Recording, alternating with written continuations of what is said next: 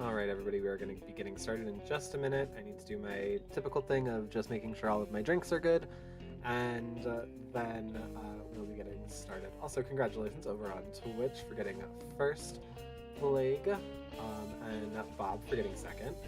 And I will be starting with the fuzzy hats, and too bad there about the duel.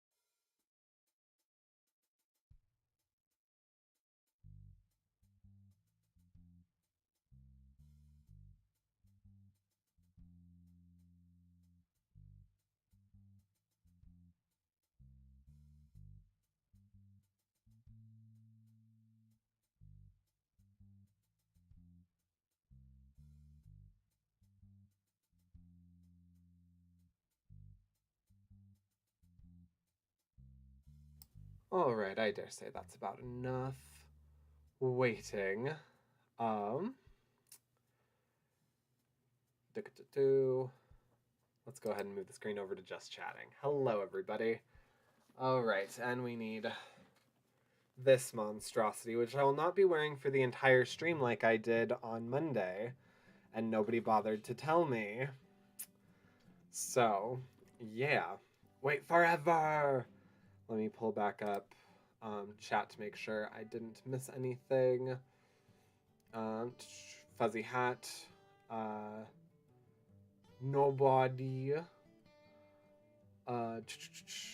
Except terrible results there. Ooh. Then I blame it on being 3:30 and being tired. Oh no. Go to bed. Agreed. Go to bed if you're sleepy. Soon. Wait forever. Also, some of my friends decided I should get a pup hood, which I don't know how I feel about it. But they think I should. Why are they thinking about me wearing one? That's always the thing to ask when your friends are giving you advice on, like, kink stuff to get. If they're like, oh, I think you'd like it, it's like, you thought about me while you were participating in this? Aww. And you should get a tail. This already took a turn. Welcome on in, everybody. Yes. Let's go ahead and start with like some housekeeping stuff. So first off, if you're over on YouTube, if you're watching this live or as a VOD, feel free to hit the like button and subscribe if you're new to the channel, or if you're not new and just haven't subscribed yet. No. To the tail, not the subscription. Yes, right now we are trying to get to 650 when we go on to the next screen. You'll see a live counter. Once we hit 650, I'll be doing a stream where I play all 3 kindergarten games in a row. So, not on separate streams, one stream, 3 kindergarten games. Will probably be like 8 hours if my brain is functioning at about an appropriate level for that game, I think. Maybe. But yes, so that is news. I put a post on YouTube about it. If you're on Twitch, there's not really a way for you to let me know whether or not you're enjoying my face. So feel free to lurk, or feel free to chat, or whatever. Follow if you're not following. Great, there we go. Anyway, I lurk for as long as I can. Love yous. Have a good sleep. I don't enjoy. Thanks, Bob. Yes, tonight we are going to be continuing Gay Daddy Dating Sim, which is the still to be finalized named project from BobCGames. This game is unfinished. This is a playthrough of this that you will never see again because I'm the only one that has a copy, and we're playtesting it. That way Bob can work through bugs and decide what he wants to keep and what he doesn't want to keep. So if you're here, if you're watching this, then hooray, you get a very special look at this game.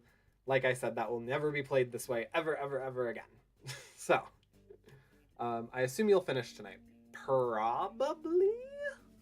Probably to what you have. And then as you build more, I'm happy to also continue if you want. So yes. Also, that said, we have the creator. That's who I was just speaking to with those comments. We have the creator in chat. So yes. We also have a puppy that wants in. Come on. Perfect. All right. Well, all that out of the way, I say we actually get going on the game. There we go.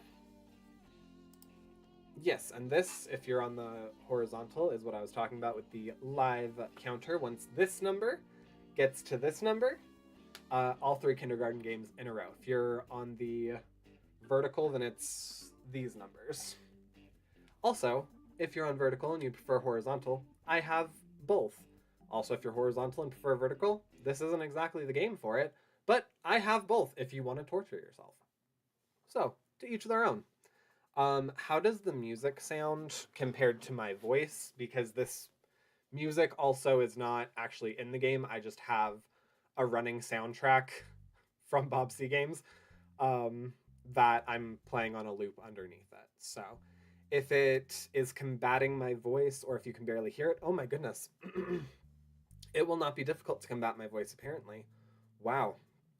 I did finish another audiobook this week, which definitely took it out of my voice. That was actually part of the reason why I skipped the Tuesday stream, was getting things all finished, figured, and whatnot. So, yes. Which has taken my voice away from me. Audio is fine. Perfect. Coffee is also fine. So then with that, I'm going to go ahead and pop music into my ear. And let's continue. Oh, hopefully. There we go. Okay, yes. So, I'm trying to tailor this as much to my real schedule as possible right now. Monday, work. Yep, that's my school day. Evening, gym. Mondays, I do typically go to the gym. Not in the evening. I do that in the morning, but still. Tuesday, work. Yeah, that's when I do content creation stuff. Tuesday evening, Santi hang. What do I do on Tuesday nights? Oh, yeah, no, that's when I play with Bob, my best friend. So that's very fitting. That makes sense. Wednesday work, that's another school day. Wednesday evening, home hang. That actually should be bar. And this should be home hang. Yes. Because every Wednesday I go to the bar with my friends. Thursday, work. Yep, that's my other content creation. That's like my whatever content stuff I didn't get done on Tuesday, I get done on Thursday. And then the evening, I mean, generally I try and stream, hence why we're here today. Also, tomorrow's the 4th, so I really didn't want to compete with any 4th of July stuff. Yes, then Friday, work. Uh, Requirements. Notes, you can go to the gym any evening. You can hang out with Santi any evening. You may be randomly paged to do work. We made that choice 2 streams ago. One of the starting components is you have to let somebody know. I don't remember all the things of it, but there's 3 options of like your career, and apparently based on the one that you pick, it determines different things about how you can schedule out your weeks. And this is the one that we picked. I don't remember what the other 2 were, so that is replayability. You can go mingle at the bar any evening, and I think we'll still have a 2 social battery. So perfect. Let's execute that plan. We also, from last stream, we went on like a guys trip, like a friends trip, to a cabin. We met Caleb there. Gabe's kind of getting a little weird. I kind of thought maybe we had something with Gabe, and now I'm feeling like maybe we don't have something with Gabe. We have some polycule friends that I might be interested in. I don't know if I fully like close that off or not. I know I definitely messed things up with the guy at the bar. It seems like there's a lot in the story kind of pushing Santi and I together. Like, that's probably the easiest direct line that we could do, but we're friends, and he just went through like a really bad breakup, and I feel like that's kind of usy personally for me. So I wouldn't want to do that to a friend.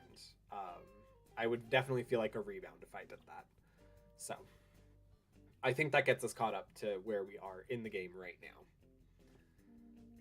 Work on Mondays, uneventful. You even write some code, or you write some code and do some code reviews. You get paged for a production outage Monday evening and spend a good chunk of time on calls. Boo! That means no gym, which actually is pretty fair, because if my school workload is too hectic, I will skip the gym. Right. Work on Tuesdays, uneventful. You hang with Santi on Tuesday. It's always great to spend time with him. Yep. Work on Wednesdays, uneventful. You write some code, do some code review. Go to the bar with Jason and Joe on Wednesday. It's nice to spend time with them. Yep, I enjoy the friends that I go to the bar with.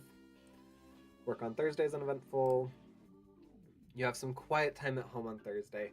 It's rejuvenating. That's kind of what I get on my Fridays. Sometimes. Work on Fridays, uneventful. Then it's Friday evening.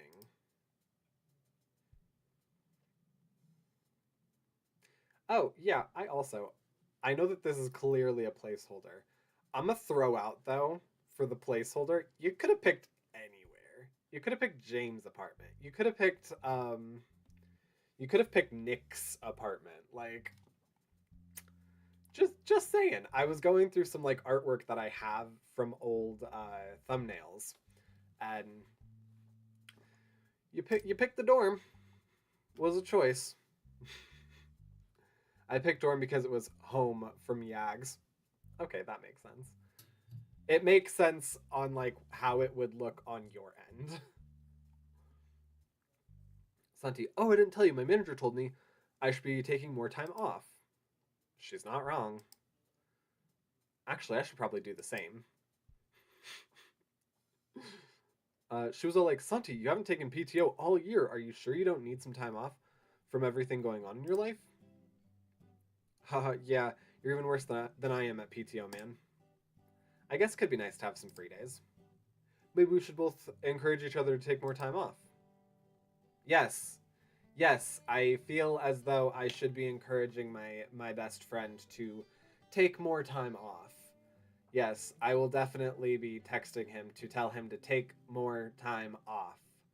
Later. Yeah, side-eye that, Bob. You side-eye that. Not because of Albert, but just because we both work too hard. Definitely true. Anyway, freedom! Weekend! I assume Jason J2 are going to the bar tonight. Thoughts on that?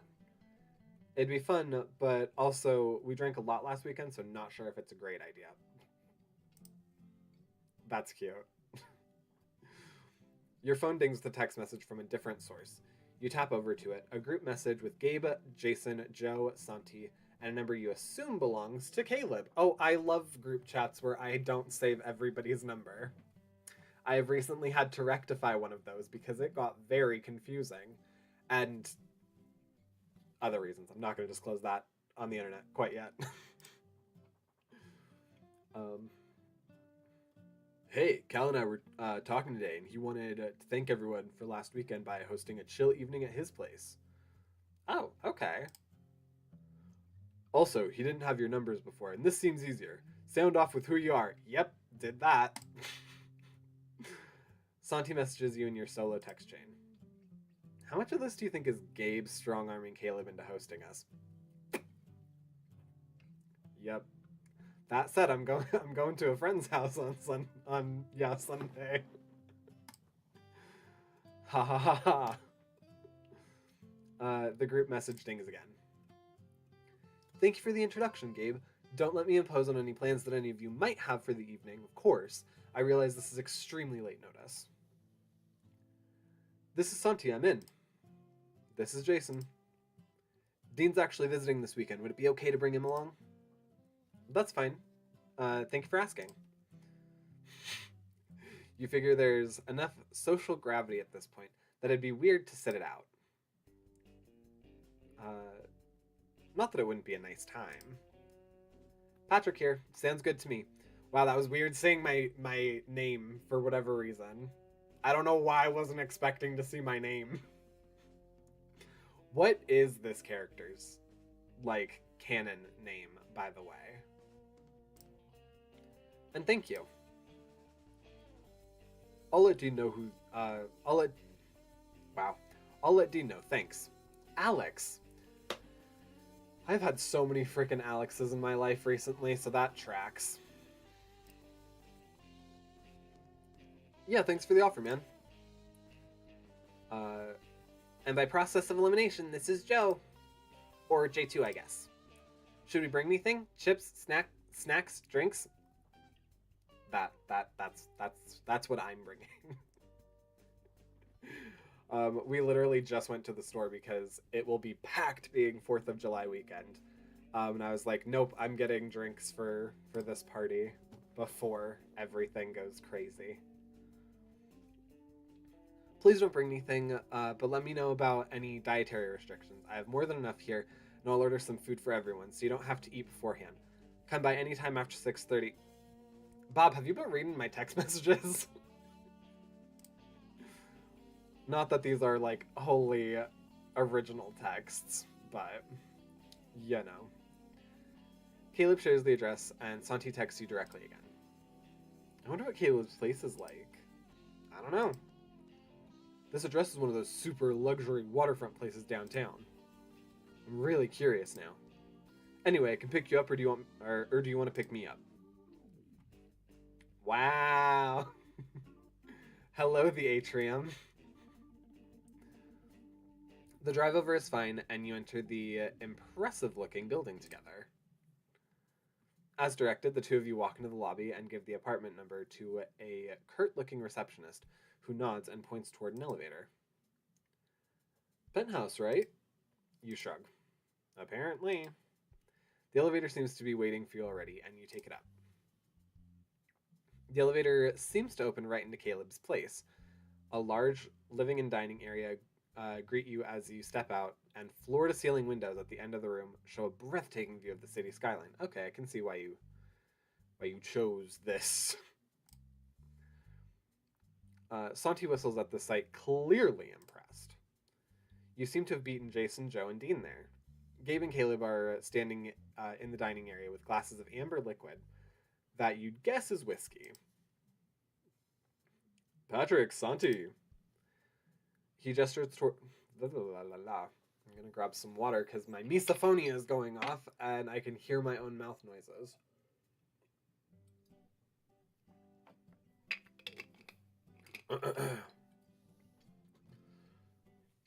Alright, he gestures towards a selection of drinks on the counter. A tray of what looks like meatballs, each with a toothpick that looks like a miniature sword, is next to the drinks, next to an impressive looking tray of cheese and crackers. Figured we'd set up in here rather than at the formal wet bar. Oh my. Try some of those meatballs. Cal made them. Cal made them? Oh, that's right. You were saying how you enjoy cooking. I'm sure these are a hell of a lot better than the ones we had on the trip. Caleb blushes slightly. I enjoy it. Besides, what's the point of having a ridiculous kitchen if you never use it? So many of my... He stops himself. I enjoy cooking. Sorry, the meatballs aren't fresh, though. I didn't have time today, so those are ones I made earlier in the week and froze. He frowns and looks at his smartwatch. Excuse me, I should take this call. Gabe... Gabe seems like he's more than capable of being the host for a bit. Gabe grins and slaps Caleb's back. I got you, bud. Excuse me. Caleb disappears down a hallway while Santi pops a meatball into his mouth. Man, these are fantastic. Can't tell they were frozen at all. Seared on the outside, pleasantly chewy on the inside. What is that sauce? Cal said something about grape jelly. He said he was experimenting. Santi snaps his fingers. That's what this taste is. So damn good.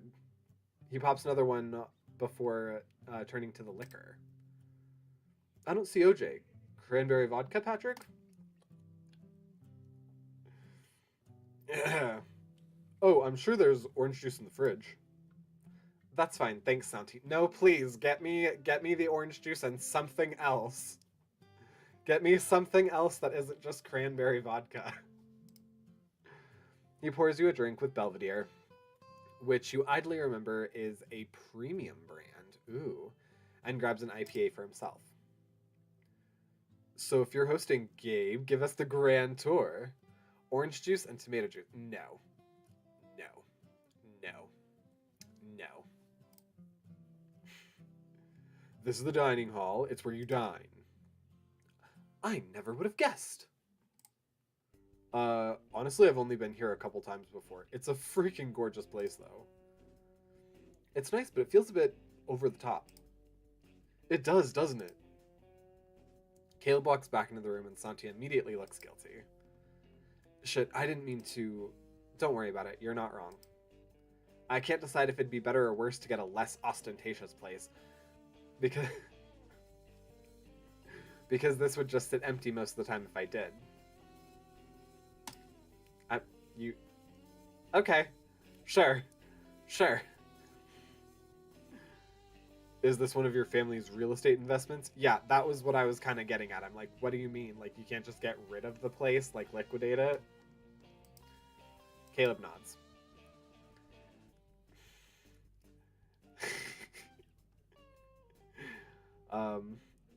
Yeah, my dad stayed here like once or twice a year before when he'd visit for business.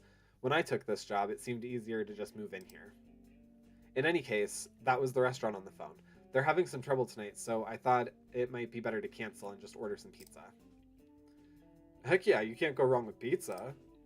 As long as it doesn't contain pineapple. Oh, hell no. We've had this fight already, bud. You know you're wrong. You end up on the couch with Caleb, watching as Santi and Gabe argue over the properness of various pizza toppings. Caleb seems amused, sipping his whiskey as he watches. I'm more of a pepperoni guy myself. Classic, can't go wrong. Depends on the kind of pepperoni. Okay. Pizza's already greasy and pepperoni just makes it too greasy. Heck yeah. Pizza is greasy. Caleb laughs. See, I think the point of pizza is the grease. It's mostly cheese and oil, so you have to embrace the unhealthiness.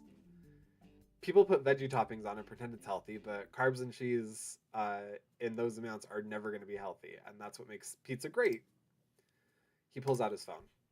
I'll get a medium pepperoni then. What do you want? Should we get a pineapple pizza for Santi?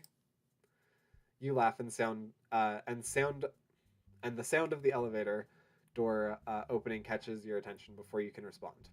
Caleb stands and you follow his lead. Jason, Joe, and Dean walk into the room. Dean and Joe, wow.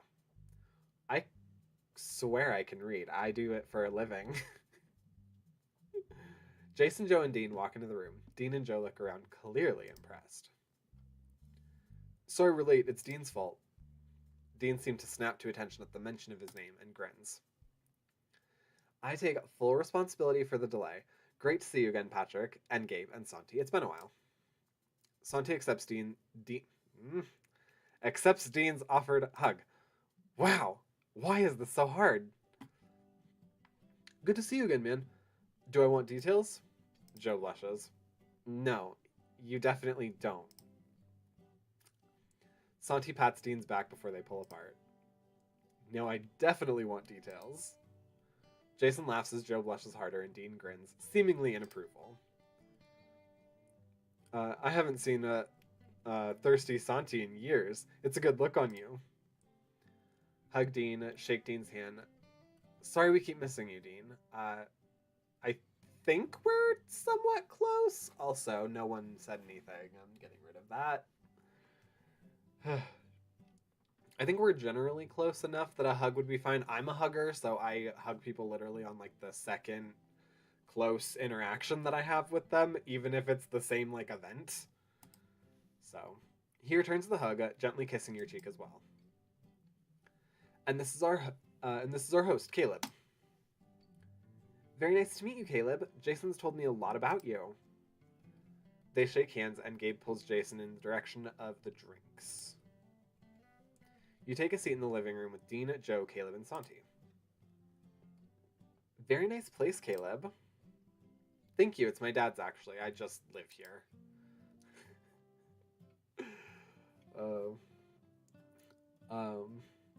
I was inadvertently insulting it earlier. Caleb shakes his head. No, you were right. It's a little over the top. Well, even if it's extravagant, it's also nicely decorated and very tidy. That's my interior designer and housekeeper, respectively. Dean looks put out, although it's clearly joking. I'm trying to compliment you, man. Oh, thank you, hun. Caleb laughs as Jason drops glasses of whiskey for Dean and Joe, kisses Dean's cheek, and rejoins Gabe where they're chatting by the kitchen. Well, I appreciate the socially approved compliments. Dean chuckles. Cheers, Caleb, and takes a sip. Oh, fork, that's good. Macklin 30. Did I say that correct? I feel like I didn't say that correct. Macklin 30. Whoop. Oh, good to know that hitting that makes it move forward as well. Okay, good. I'll just go ahead and move this over then. Macallan. You think. You wrote it. God damn. I feel like the socially appropriate response here would be to start debating the taste versus something like a Lavagulin 200th anniversary. I don't drink fancy whiskey myself. I mean, you do. You do. Dean's eyes grow wide. Yes, versus something like that.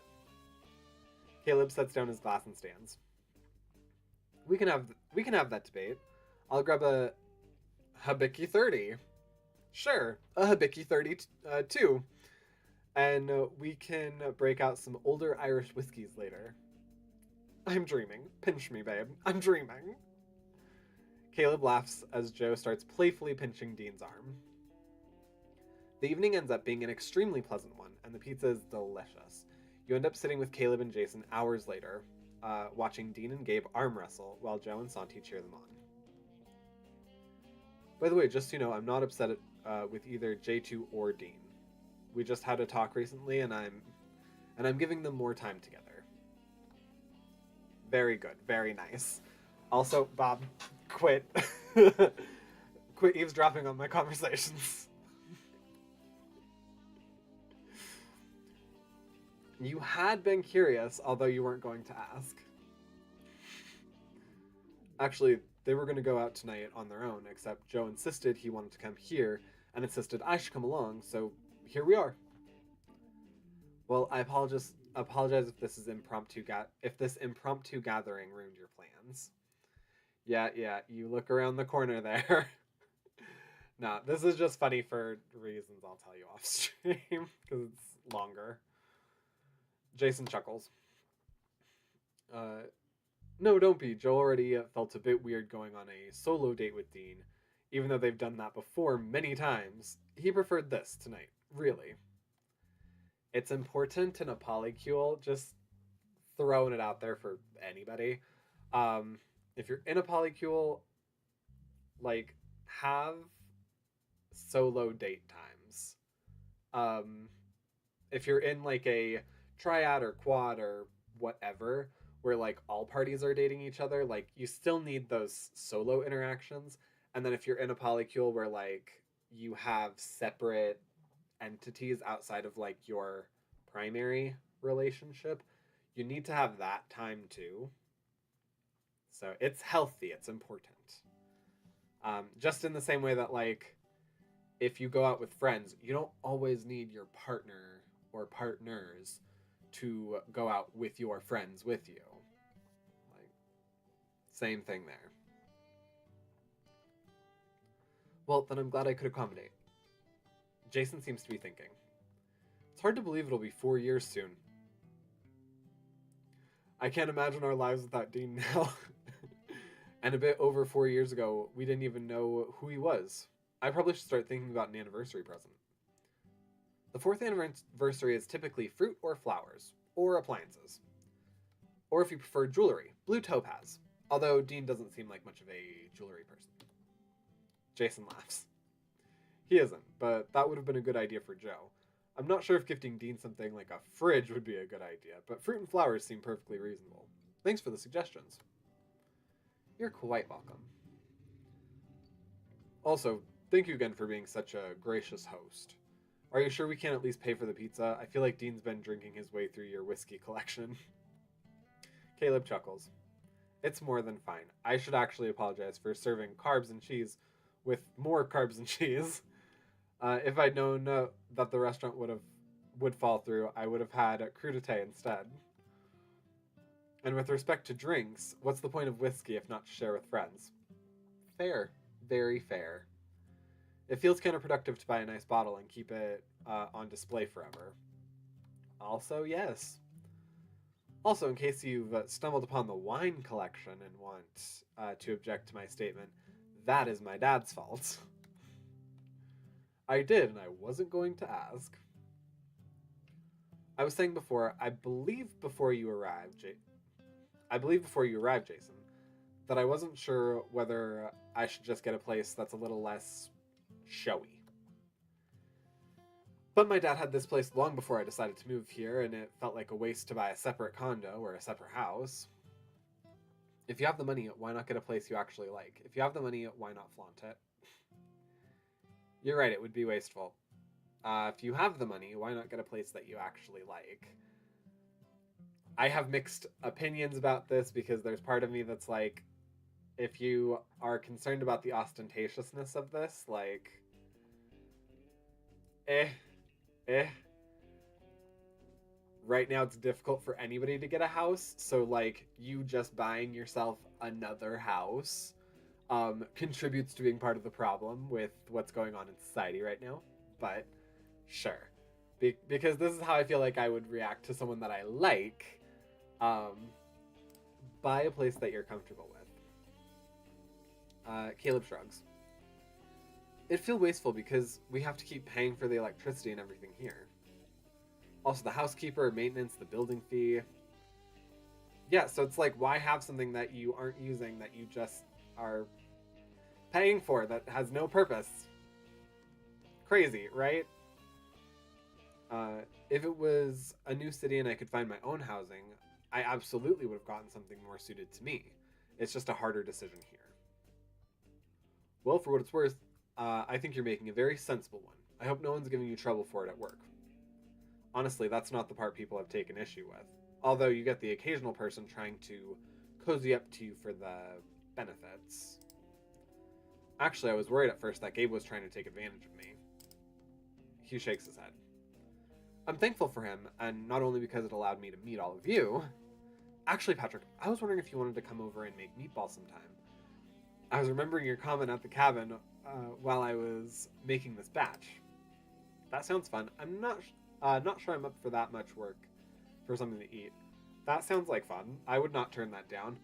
Rich people are weird. Yeah, rich people are weird, Bob.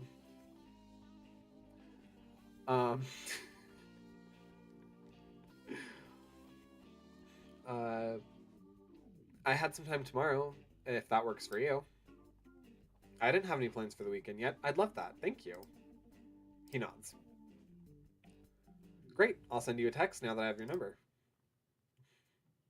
He looks like he wants to say something else when Gabe starts heading your direction. Damn, what the heck does Dean eat?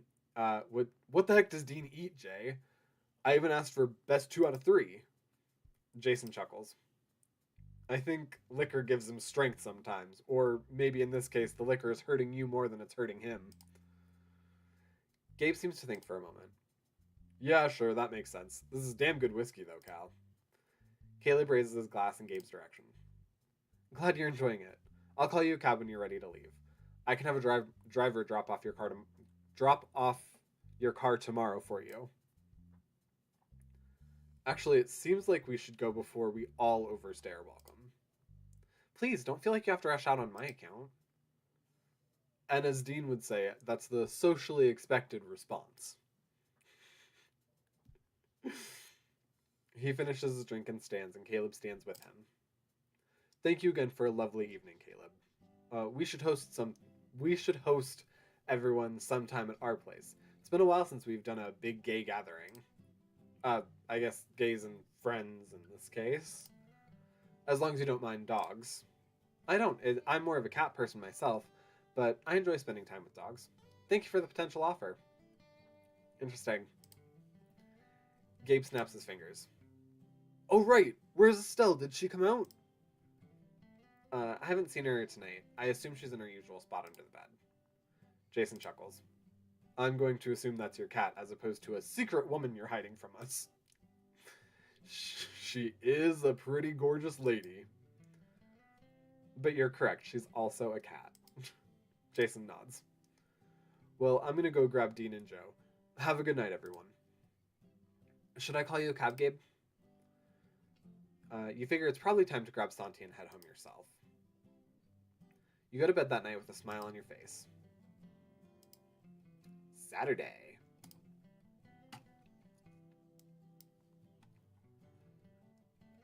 Jason. Text. We're in the text chain. We're in the group chat. Speaking of which, sorry. There we go. Good morning, everyone. Joe and I are putting out tentative feelers to see everyone's availability for another queer wine party tomorrow evening. Alright, that I feel is a little soon. Like, you're getting together on Friday, and then you're going to get together on Sunday as well. Like, that is a lot to me. That said, I generally go out on, like, Wednesdays, and then again on Saturdays. So, but that's like half a week away.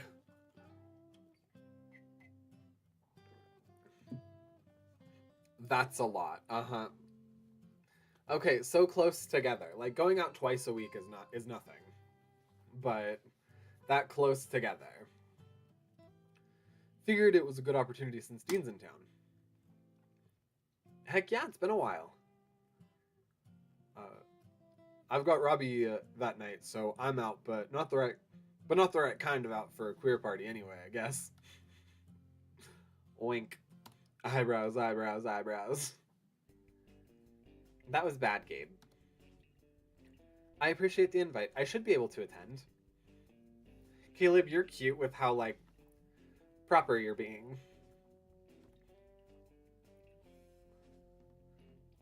I'll send you their address. Assuming this is a big thing.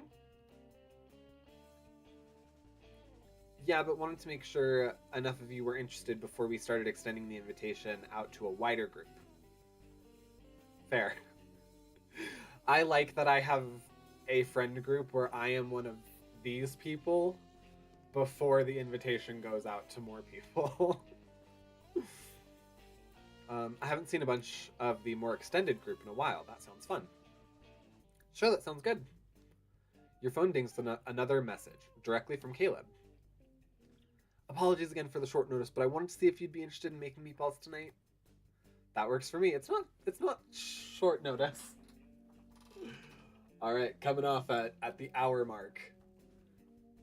It's not short notice. We already kind of talked about it. So, yeah. Great, see you tonight around 6. I figured we could do homemade pasta and meatballs for dinner. That's cute. He's having us over for a not dinner date. That sounds amazing. See you then. Why the ellipses? Why the ellipses? That says something else to me. Okay. There aren't any further messages, so you consider what to do with your morning. You hadn't really finished cleaning since returning from the cabin, and you have some other chores to do, but you could probably put that off until tomorrow. Gabe would probably be at the gym, and Santi had mentioned maybe trying to start a fitness routine, so he might be there as well. It could also be nice to head to the park for some outdoor time.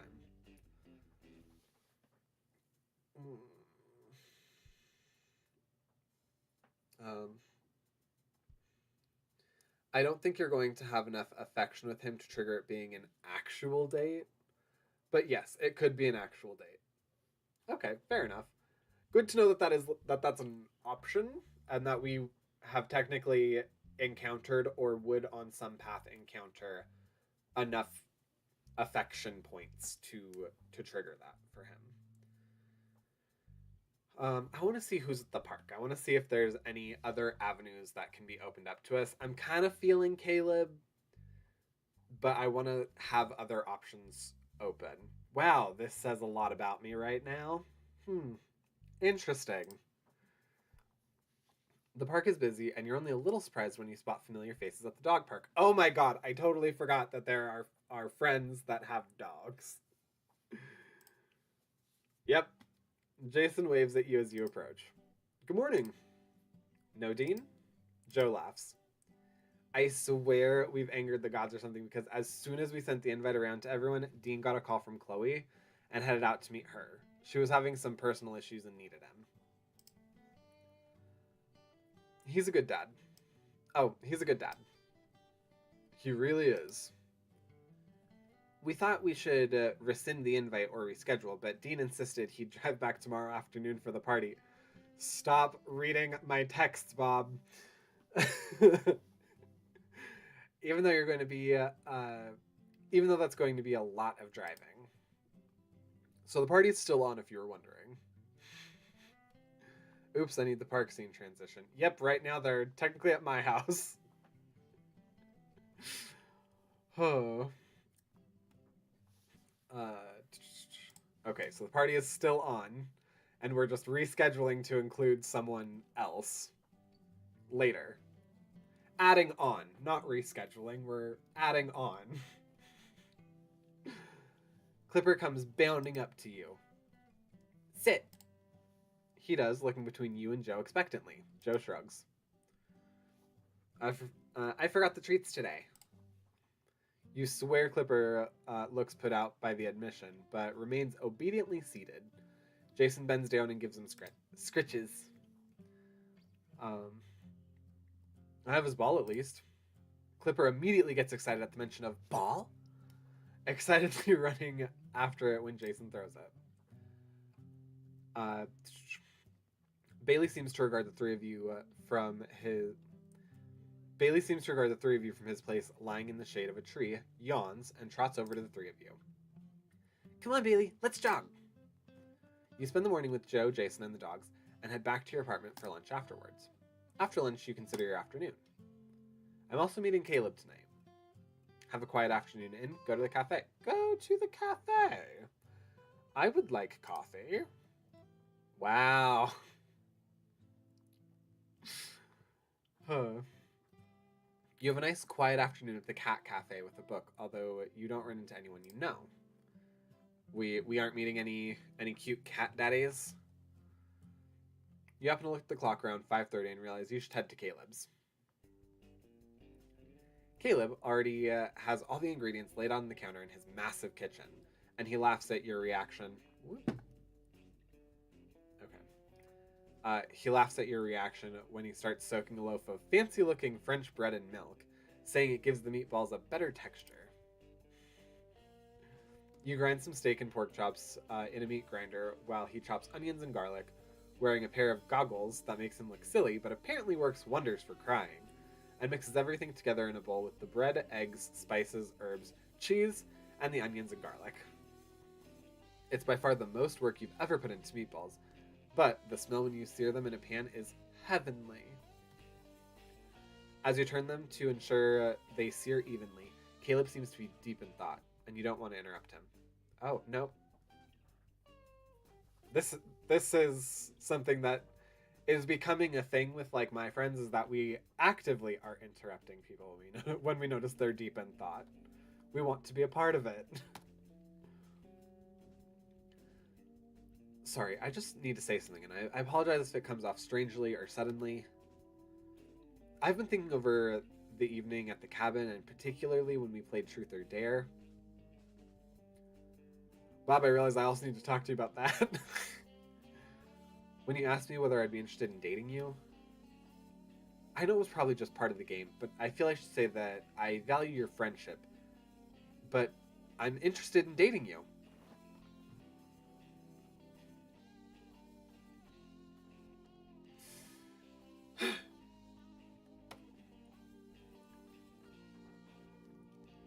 Oops, there should be a not there. Oh, okay. I'm not interested in dating you. Bob. Ugh.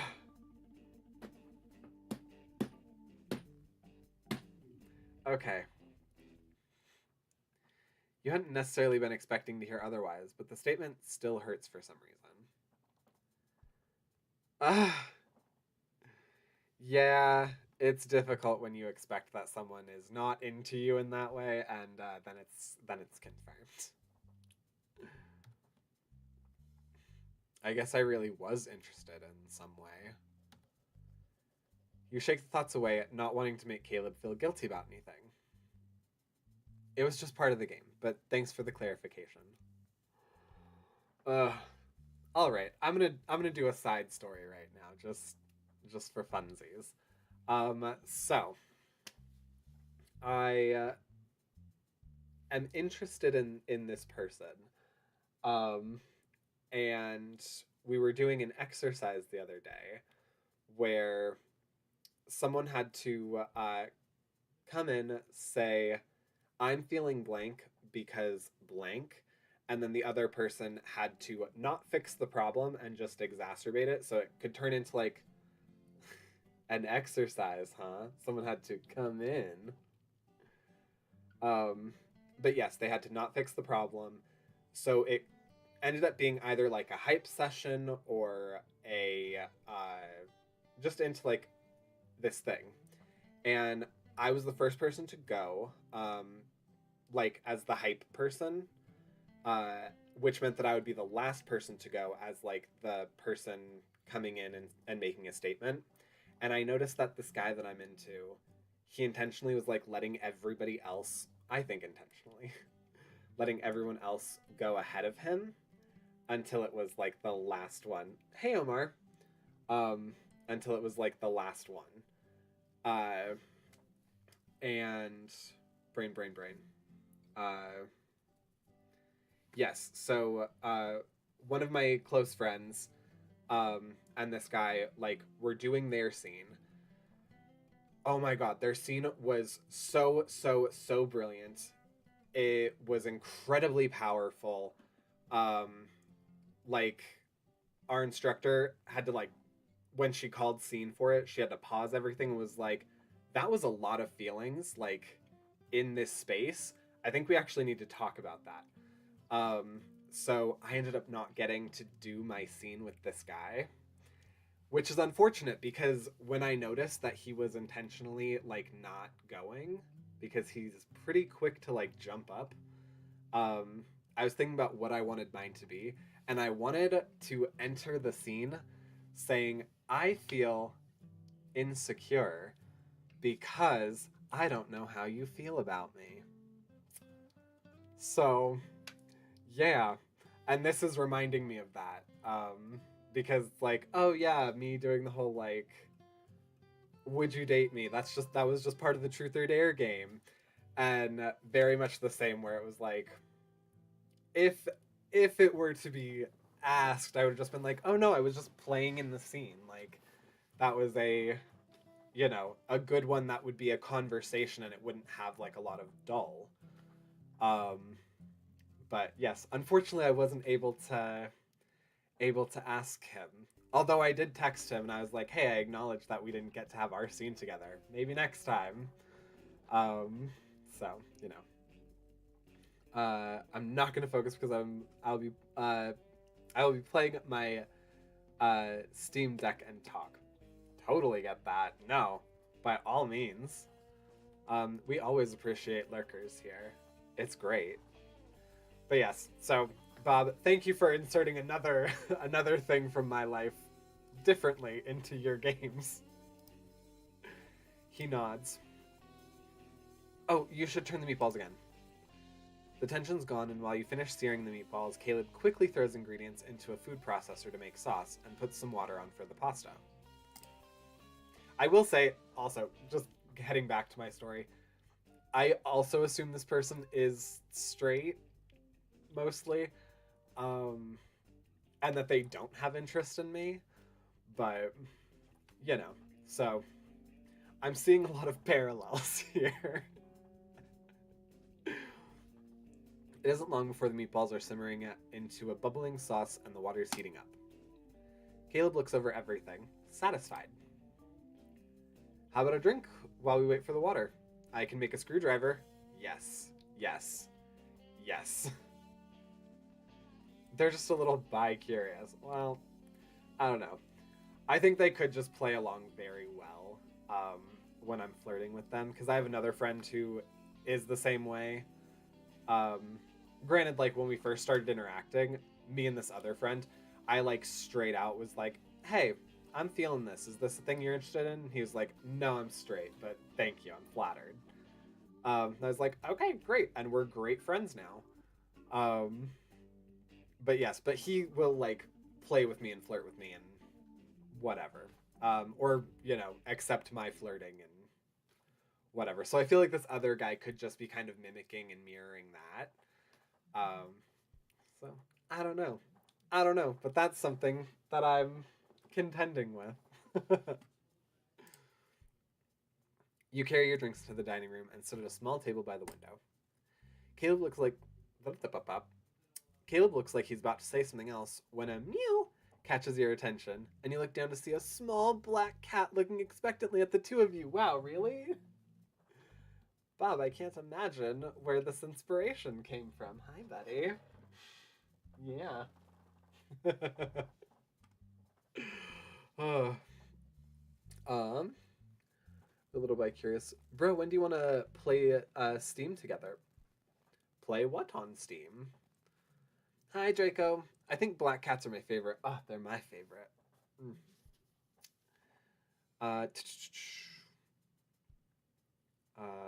You look down to see a small black cat. He laughs. The princess is finally feeling left out, I see. Patrick, meet Estelle. She runs things around here. Pet her. Hi, Estelle! Will she be dining with us tonight? Hi, Estelle! She stares up at you for a bit before patting off to a chair in the corner. Caleb chuckles. Don't take it personally. She ignores everyone until they give her attention, at which point she runs away. Oh, good. I guess I would rather her ignore me right then. Although I would steal Oscar from Josh any day. Oscar's a good boy. He glances over at the kitchen. The water will be ready soon. I should feed her and then we can make the pasta. You watch him prepare a dish of food for her before grabbing the ingredients for the pasta and laying them out on the counter. I figured we'd use a mixer. It's fun to do by hand, but at this point, I'm hungry enough to forego the additional time commitment. How can I help? You end up making the dough with his guidance, and he needs it afterwards for a bit before declaring it ready. There we go. Whew. And now it rests for 30 minutes before going through the pasta machine, which is why I thought we'd use the mixer. Do you want anything to snack on in the meantime? I just realized I should have offered earlier, so we're not drinking on an empty stomach. Drinking on an empty stomach is great, bro. Sure, have anything sweet? Sure, something lighter? Have anything sweet? He laughs. Dessert first? Yes. Always dessert first. A meteor could come crashing through the ceiling at any time, wiping us out, and if you don't have dessert first, you will have died, having denied yourself the one part of the meal that you really, truly want. Dessert first, always. 10 points to whoever can tell me where that quote is from. Dessert first. I got some cannoli for dessert, but we could probably sneak one now. We're adults, so we get to decide the order of courses, right? Correct. That is one of the perks of being an adult. He grabs it and you sit at the table again. He sips his whiskey. I hope this has been more fun than work for you tonight. Definitely. I've enjoyed the company. The company as in the person?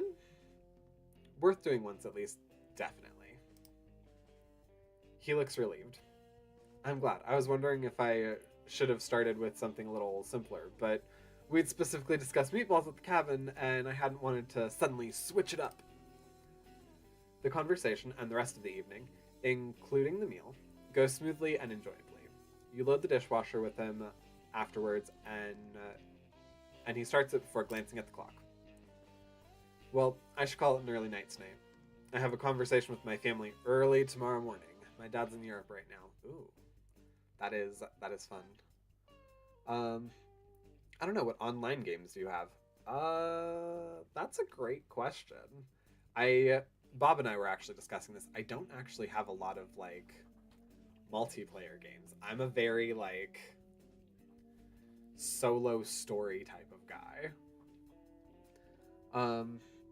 I feel there's just something about the way I write that makes it harder to read out loud. I assume cannoli is not a pat dessert. Oh, it is definitely not a pat dessert, no. Crispy, flaky outside and creamy inside. Hang on. Let me look at one. I'm pretty sure a cannoli is something that I cannot have. Cannoli. Holy cannoli. Oh, okay, wait. Actually, it would depend. This is what a cannoli is? Oh my goodness. Okay. I think I've seen a lot of, like, savory cannolis, which would definitely not be a thing for me. And depending on, like, what the texture is inside, if it was, like, just cream, I could probably stomach it. If it was cream that had, like, hazelnut, or if it had, like, chocolate chips or something in it. Something that isn't too much of an additional crunch, so maybe not, like, nuts or something. When I said hazelnut, I mean, like, the cream is hazelnut flavored or something. But yeah, no, I could probably do this. I think this would be good with, like, I think something like this with, like, chocolate chips and like a coffee would be great. Yeah, I could definitely see some of this. There's some of these that look like super sweet. Okay. I think I want to try cannoli. I've never heard of a savory cannoli. Are you talking about a manicotti? Manicotti. Let's look that up. Nope. Nope. I'm definitely thinking of a cannoli, but I have definitely seen a cannoli where it has like more savory things in it. Because of course I date men that are exclusively into like savory food. Uh, my dad's in Europe right now. Okay, let's get back into the game. Should I call you a car? You've only had a couple drinks, but better safe than sorry. You decline the car and thank him for a very nice evening before heading home. You're getting ready for bed when you get a text from Santi. How were Caleb's meatballs? It was a lot of fun, actually. I had a great time. Tell me about it tomorrow. Brunch, my place? Works for me. You fall excuse me. You fall asleep feeling generally content. Yeah, kind of disappointed that seems like I've already messed things with Caleb. So I'm probably doing another run where I end up with nobody by the end of it. As planned, you show up at Santi's the next morning for brunch. And you talk about the previous day's events. Man, that sounds like too much work.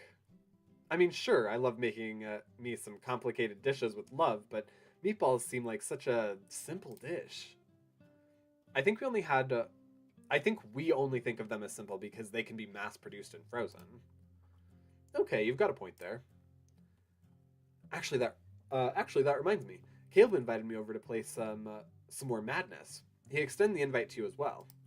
And you're just now remembering this? Uh-huh. After what I'm sure was us already telling you, like, yeah, he out and out rejected us.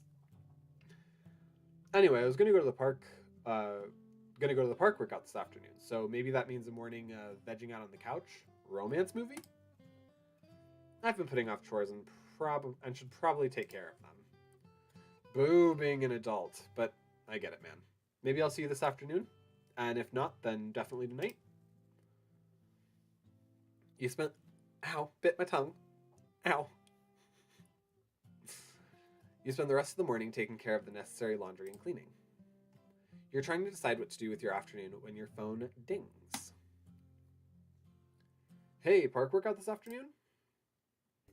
It's going to be my first one exercising, and I could use a cheerleader. You're not going to tell Santi no, so you head to the park. Hello. When you arrive, Gabe and Caleb are chatting with a man you don't recognize. They stretch. Gabe notices you and waves at you. Patrick! You join the group and the new guy waves at you. He's kind of hot. I mean, blonde hair, blue eyes. Actually, I have my cute gay and ready to slay shirt that is that exact shade of yellow. So I mean, thank you again for constantly making characters after me.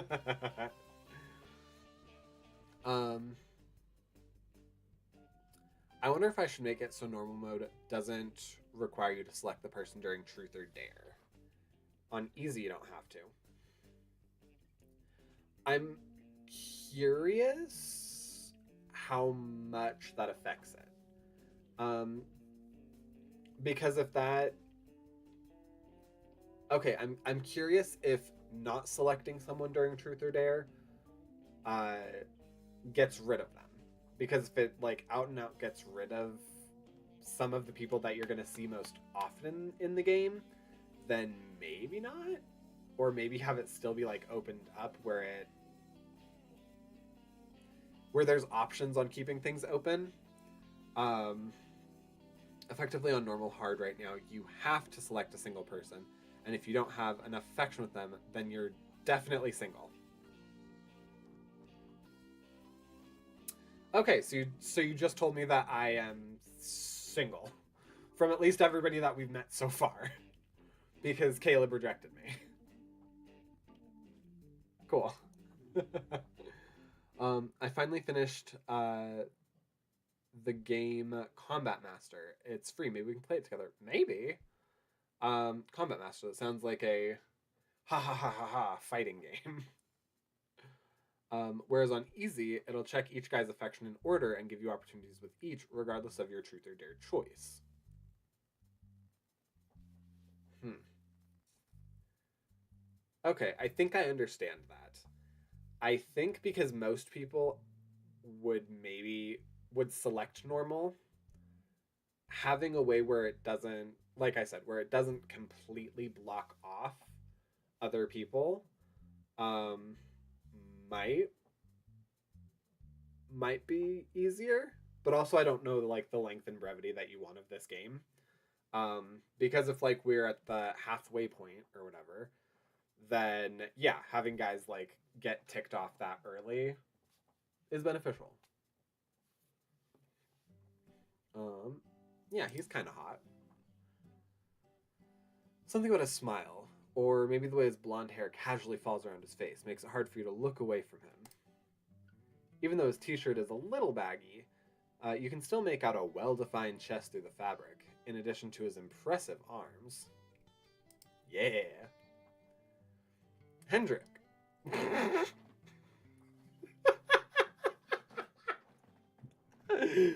Hendrik, this is Patrick. Patrick. Hendrik. He's new here. New to the city. Not just to this exercise group. It's nice to meet you, Patrick. You obtained an achievement. Who's the new guy? Give him a quick hug. All right. I said that I hug people. Second close interaction. So this is our first close interaction. The next opportunity to have a hug. Oh, definitely. Very much me. This is such too soon. What do you do, Hendrik? I'm not gonna start with that. That seems weird. And like, I'm trying to see if he's wealthy. Nice to meet you too. At least I assume we haven't met before, and therefore it's nice to meet you. What? That better be a joke. He has amnesia. Caleb rolls his eyes while Hendrik seems to laugh. Yeah, the first thing I remember is showing up at a hospital about a week ago. Wait, is this real? Wait, does he actually have amnesia? What? I play it a lot. I like it. Okay. This is real. Yes. Is this a name relevant to you? No, I think just the similarity between Patrick and Hendrik is funny. Of course, it's literally just like the Rick with like an sound, like preluding it. The new to the city is based on what people have been able to help me piece together. What's the amnesia from? Piece together how? Sorry to hear that. Gabe is going to aggressively befriend you now. Okay. That's fair.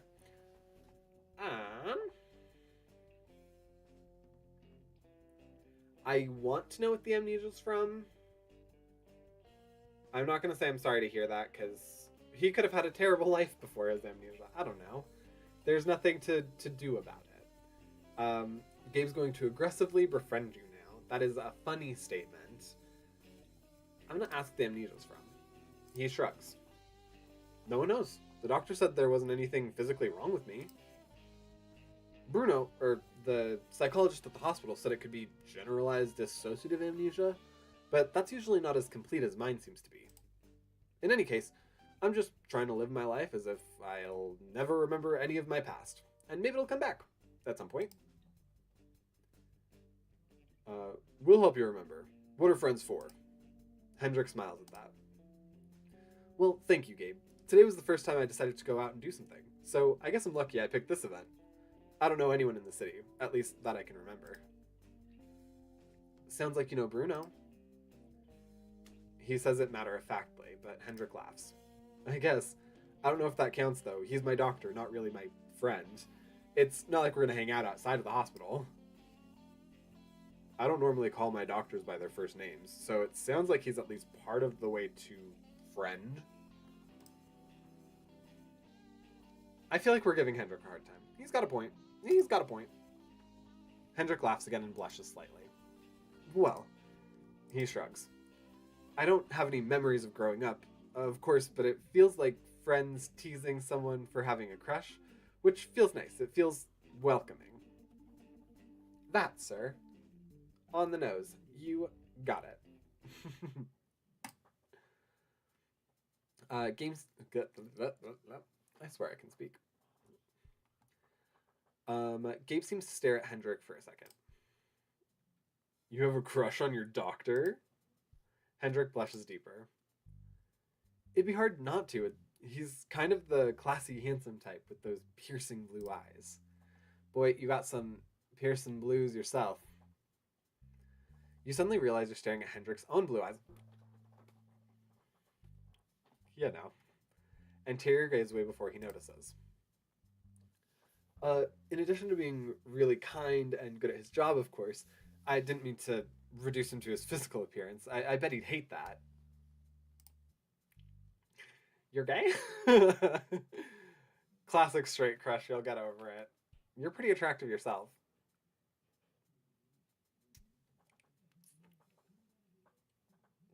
I feel like... I do feel like I would say this. I feel like we've gotten enough context clues that I have ascertained that he enjoys the company of men. Hello. What you doing, bud? Merlin's like scratching something. Classic straight crush. You'll get over it. I don't know that the doctor is straight. But I feel like you're pretty attractive yourself is a very me statement. Hang on. Hey, Bubs, what are you doing? Hi.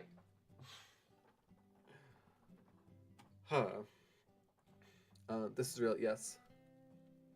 Also, when do you want to play it? I don't know. I don't know. My Discord handle is the same as this. Message me on there because I have a very, very full schedule. Shout out to the real Bruno. He's a fellow friend of Dorothy. Oh, okay.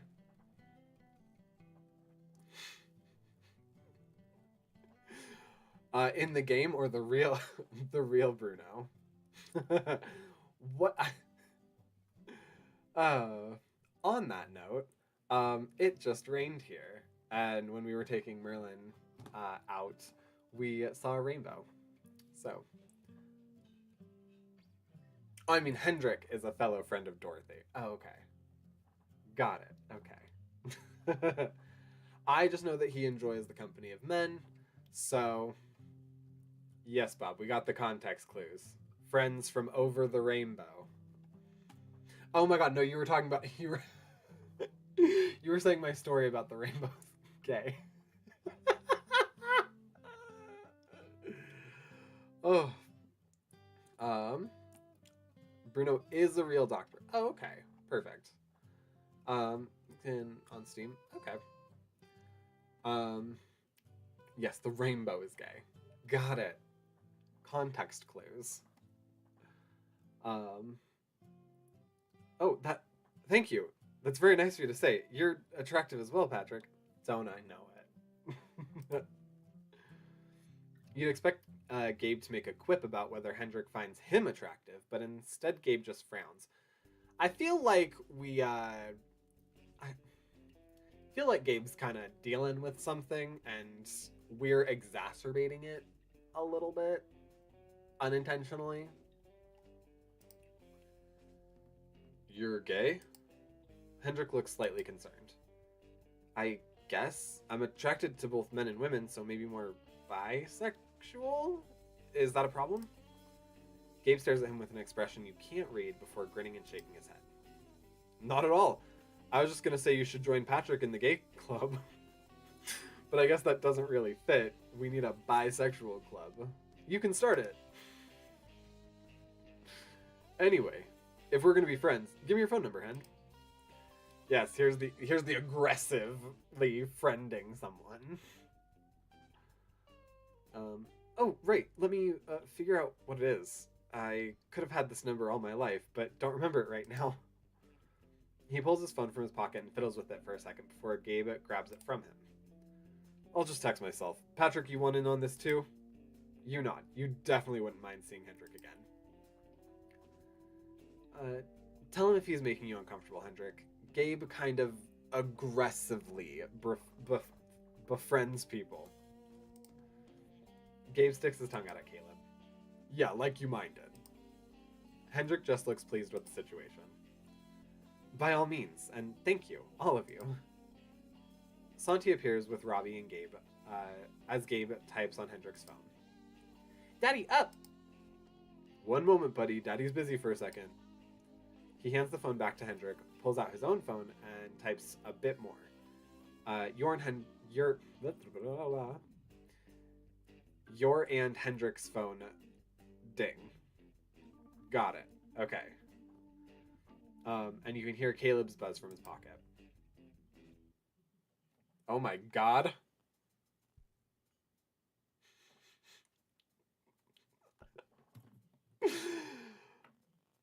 Okay. That was perfect because my phone actually just went off. And it was... I had 2 messages, so like it was just so perfect with this. You have no idea. There, I've started a group chat.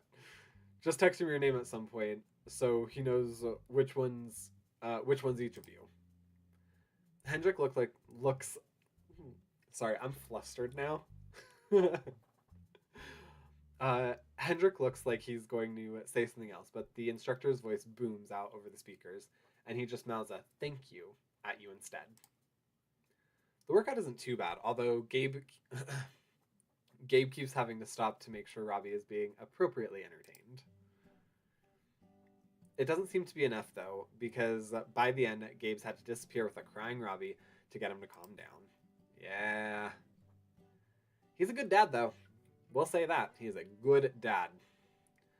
I feel kind of bad for Gabe. I know how important... I feel kind of bad for Gabe. I know how important these sessions are to him. Being a father should always take priority. He should arrange for alternate childcare since Robbie can't do his own thing for this long right now. That's a bold thing to say, Caleb. I mean, not that I disagree, but like, you know, things are hard. Things are hard for parents. Back, I was helping my brother. Ooh, what were you helping him with? Sanji takes a huge gulp of water and wipes the sweat from his brow. I think I'll go find them. Maybe I can distract Robbie for a bit. Give Gabe some time with the 3 of you, even though the actual workout part is done now. It was nice to meet you today, Santi. Well, I should probably go home and work on some of these exercises that Bruno gave me. Memory exercises, not physical ones. You'd said that you didn't live far, right, bud? Gabe walks back up to the group and slaps a hand on Hendrik's shoulder. Hendrik shakes his head. Right, just a couple blocks from here. We'll walk with you then. We'll walk you home. I won't be joining you for that, but I hope you have a pleasant walk. See you tomorrow, Cal. Is it okay to leave Santi and Robbie for a bit? Gabe waves his hand dismissively. All right, I was giving Gabe props on like being a good dad, and not that like Santi's a stranger or anything, but still, it's just like it's bad manners for everybody to be like, oh, yeah, they can watch my kid. Don't worry, it's fine. I can do this. I can hang out with this hot guy. Caleb is very blunt. Caught that. Caleb seems somewhat similar to James. With like slightly more articulation. Oh my goodness, I just realized that my leg was almost about to fall asleep. Yeah, they're looking at the ducks, and I gave Santi some money to get ice cream if he needs a further distraction. Alright. He's hitching his bets a little bit, so I can appreciate that. My place is this way. The walk is full of pleasant chatter, and you appreciate the opportunity for a more gradual cool down from the exercising. Well, there it is, just up ahead. Great. Gabe frowns and noticeably slows his walking pace as you approach Hendrick's building. Wait, you live there? Hendrick looks confused, although you definitely understand Gabe's sudden apprehension. Yes? The building you're approaching is a large, modern structure, white and curvy and gleaming in the sun. You remember it had been extremely controversial when it was built, completing only months earlier. Live in Mother's modern luxury, the ads had said, boasting that it had taken design inspiration from Mother's spacecraft and androids. I need to play this freaking game. Gabe had been convinced that anyone who'd live in such a building had a death wish. Joe had expressed regret that he and Jason already owned a house. Everyone you talked to about the building had an opinion, one way or the other. It was obvious which side of the debate Hendrick, or at least his previous self, was on. Hell no. It was nice to meet you today, bud, but no way in hell I'm risking Mother's wrath. Hendrick just looks even more confused. Oh, yeah, if he has memory loss, he has no idea about what happened with Mother. I need to write this freaking game. I have a version of this in my computer, so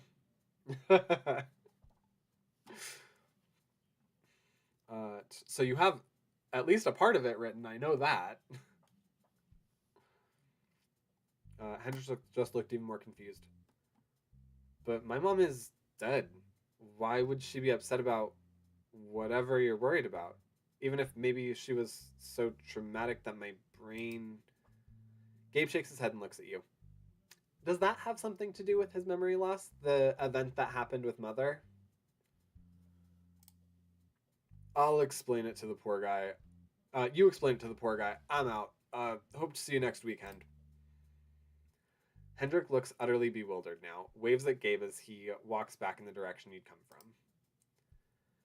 This building is controversial. Let me tell you about Mother. I'm going to make sure Gabe gets back safely. It's pretty neat that you live here. I don't know.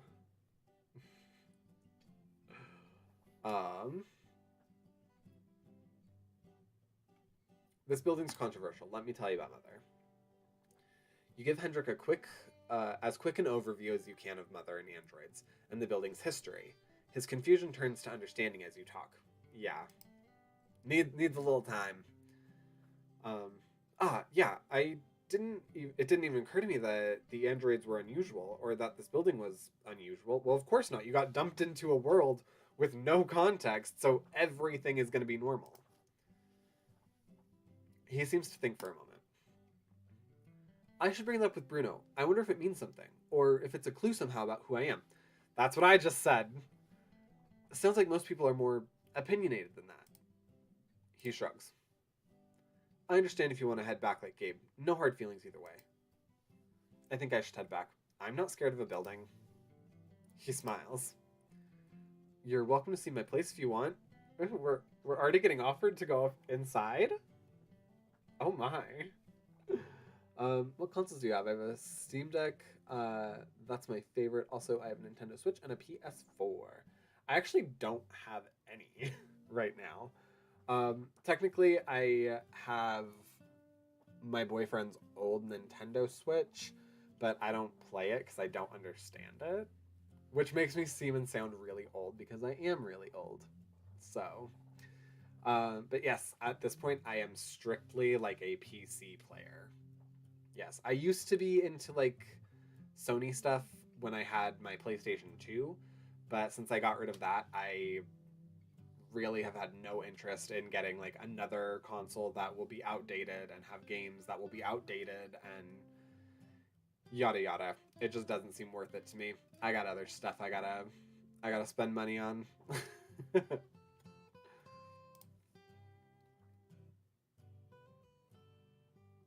What on earth? Okay. Interesting. You'd seen photos of the interior from advertisements, but as soon as you step into what looks like his kitchen, you find the photos don't nearly do it justice. You'd think it looked almost alien if you hadn't seen it built with your own two eyes. Well, here's home. It's comfortable. He shrugs. Can I get you anything? Coffee? Water? Coffee? You have coffee? Do you have coffee, sir? You have a nice, if abbreviated, chat where he asks about Mother and you provide additional background about her. Afterward, you excuse yourself so you have time to shower and eat quickly before Jason and Joe's party. Oh, I totally forgot that we were doing that. Hendrik says he hopes he'll see you the following week at the park. I have to clock that for when we schedule things next week. Cool. You seem to be the first to arrive, but the living room is unusually empty. You double check that you have the right time. Hello?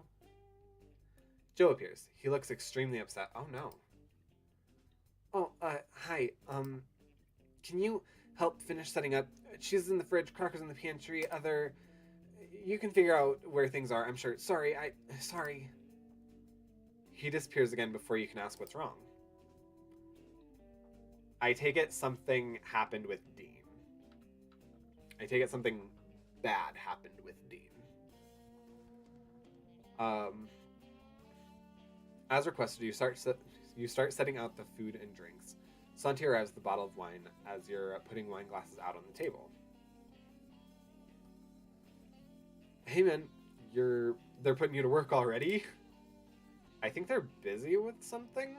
J2 asked that I finish setting up. He sets the wine bottle down. I'll help too. What should I do? The two of you finish setting up together, putting out a bowl of chips that you hope were intended for the party, before your friends Mike, Dave, and Robin show up with 3 bottles of rosé wine in tow. Of course. Josh and his husband Jake show up as you're popping the cork on the first wine bottle. Jake holds out a bottle toward you, and you have to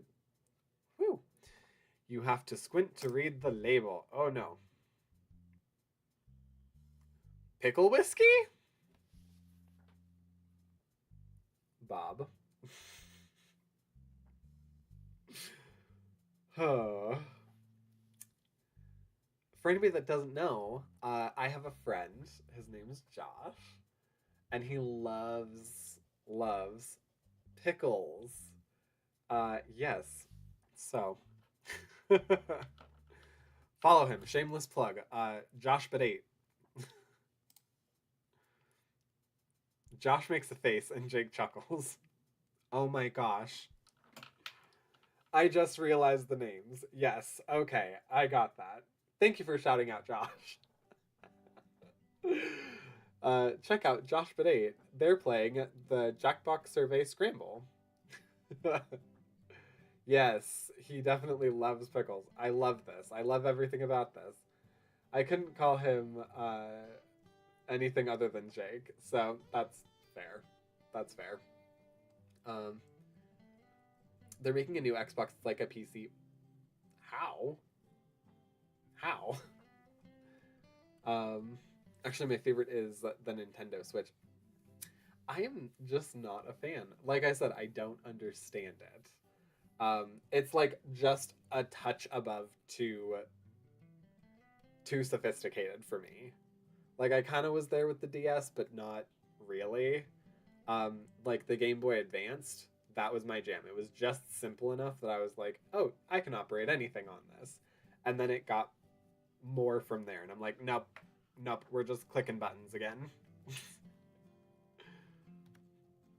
Jake, have I ever heard him speak? I'm not going to do impressions of my friends on stream because that could be insulting. And I like them. It's not wine, but I figured it'd be an interesting addition. I also have some pickle brine and more traditional whiskey in the car if we wanted to make picklebacks. I'm scared to ask. You lose track of Santi as more guests arrive. Your friend Your friend Patrick, the other Patrick, Patrick spelled the normal way, arrives with his boyfriend Tyson and gives you a hug before joining the crowd. Yay, I think shout out to me in the game. GBA is such a great console. Oh, Game Boy Advance, yes. Love the folding version. SP, I don't know. That's what I had. It like, yeah, I could flip it up. It was nice, and I eventually like broke the little hinge bit, and then it like wires were showing and stuff, and it became dangerous to play with. uh, sorry, I'm leaving. See you next street. Oh no, all good. Thank you for being here for as long as you were able to. There are other opportunities to meet you as well, but you missed them. What? Oh no! Okay, I need to find all the possible ways that you can meet me in this game. Uh, Yay! Oh, I so appreciate that. That I have like a hidden character in this universe. Um, Caleb arrives just as Jake is pouring pickleback shots and holds out a bottle of wine in your direction. Is that a jar of pickles? You take the bottle from him and set it on the counter with the other bottles. Apparently, you take a shot of whiskey followed by a shot of pickle brine. Jake's made it his life's mission tonight to get Josh to do one, or his husband Josh. That's an interesting dynamic they have. He pauses and scans the crowd. Are Jason J2 around? It's customary to greet the hosts when you arrive. I actually haven't seen them since the party started. Yeah, we kind of just saw one of them, J2, dip. You honestly started to worry a little. Normally Jason and particularly Joe would be right in the middle of the crowd, catching up with friends. Santi walks up to the two of you. Hey Caleb, you look like you need a drink. Rosé, white, or red? Also, there's some pickle whiskey that Jake brought, and some of whatever's going on with that jar of pickles. Have you seen Jace, J2, Raj, or Dean? Actually, no. They said they were busy when we got here, right? He looks around the room. It's not like them to abandon their own party. He pulls out his phone. I'll send them a message. You nod and send Santi a text before disappearing into the crowd again. Caleb pours himself a glass of red wine. Would you mind making some introductions, Patrick? You do so, and it isn't long before Caleb's engrossed in a conversation with the merits of the NHS with Mike, Dave, and Robin. Santi finds you and grabs your arm. Jace said they're in the master bedroom and that you and I should stop in. You're not sure why Santi's words fill you with a sudden sense of dread. Yeah, that doesn't sound positive. Still, you follow him down the hallway and into the bedroom. Okay.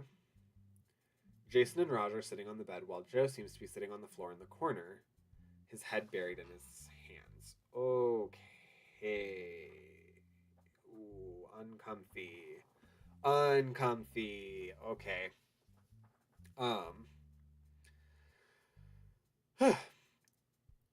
Raj looks like he's been crying. Jason looks upset in a way you don't think you've seen him before. You don't see Dean anywhere. What?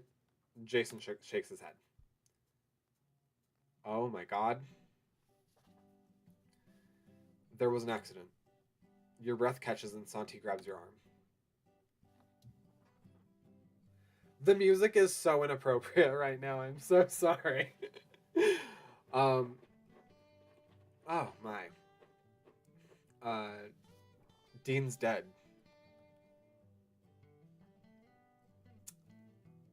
This is very wrong music-wise. Yes. Is that the end?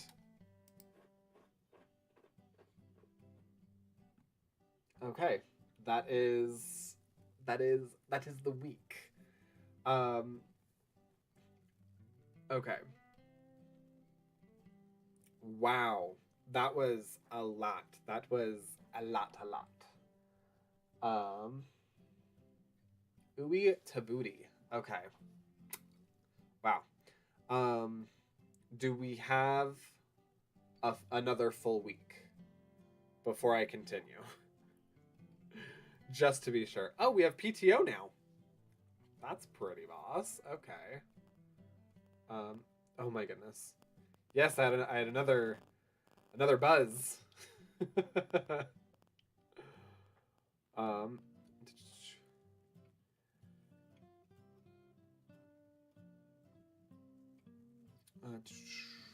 I was trying to decide whether it was appropriate to just drop the player into the planner, but it felt like the right thing to do. Yeah, this feels right. This feels like that grasped my attention, and I need a hard pivot to like have that message sit for a minute.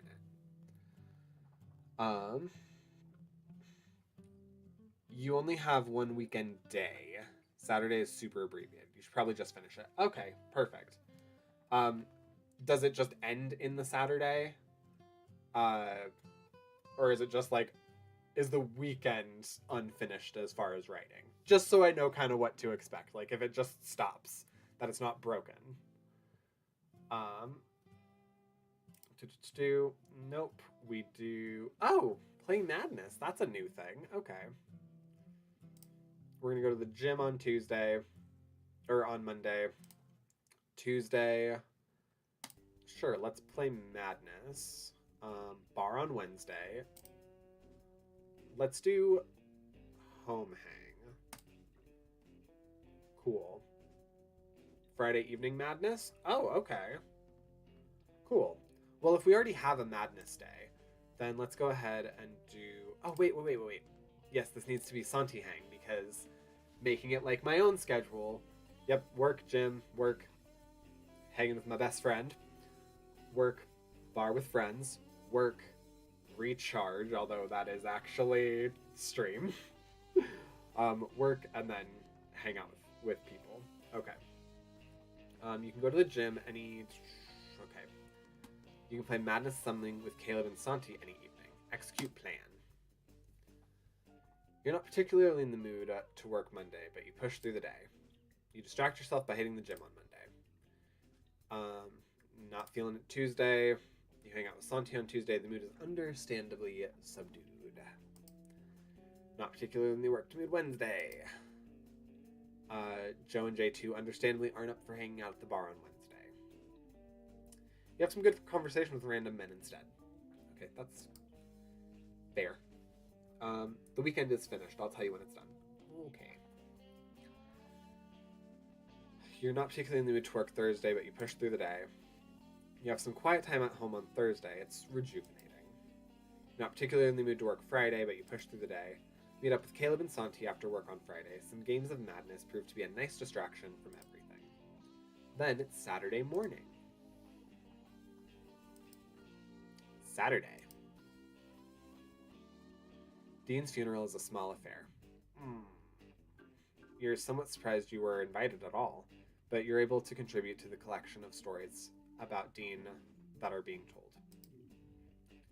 It's bizarre to see the man you'd interacted with only days before lying there in a casket. I mean, that's typically how those work. Raj ends up leaving after only a few minutes, and you're not sure you can blame him. You hadn't met Dean's ex-husband, Gavin, before, but he gives a speech about Dean and his life that makes you hope that you'd been lucky enough. That makes you hope that you'd be lucky enough one day to have someone who feels that close to you. I have other things going in my head now. Jason also gives a speech that just reinforces that feeling, while Joe just sits there and cries against Santi's arm the entire time. On the drive home, Santi asks whether you know anything about Gavin and Dean's divorce. You don't, but you understand Santi's curiosity given how well they'd always heard Gavin and Dean had gotten along after their split. I mean, things don't have to be bad. Also, people are setting off fireworks. Oh my god. So good that this is shorter. Yeah, sometimes things just like don't work out with people, and like you can have a good conscious uncoupling. Are the pets doing okay with fireworks? It's not specifically the pets that I'm worried about with it. But for right now, yeah, Drake seems to have not noticed, and Merlin seems to have not noticed. But he's scratching at the floor, and I don't know if that's related. But whatever. um, yeah, Mother the Revelation covers Dean and Gavin. Okay, perfect. Um, the Revelation is Jason's game. Mother the Distance is Santi's game. Oh, okay, perfect. So this whole world, and this is like a collective thing. Although, how much of that was for the sake of their daughter? You get back to your apartment late on Saturday and not in a particular mood to do anything. You spend the rest of the evening just watching some mindless videos. Sleep comes super easy that night. Sunday. You wake up early Sunday to a text from Santi. Realize we missed drag brunch yesterday, but breakfast this morning feels appropriate. Come over? I could honestly use the company, and honestly, you don't seem to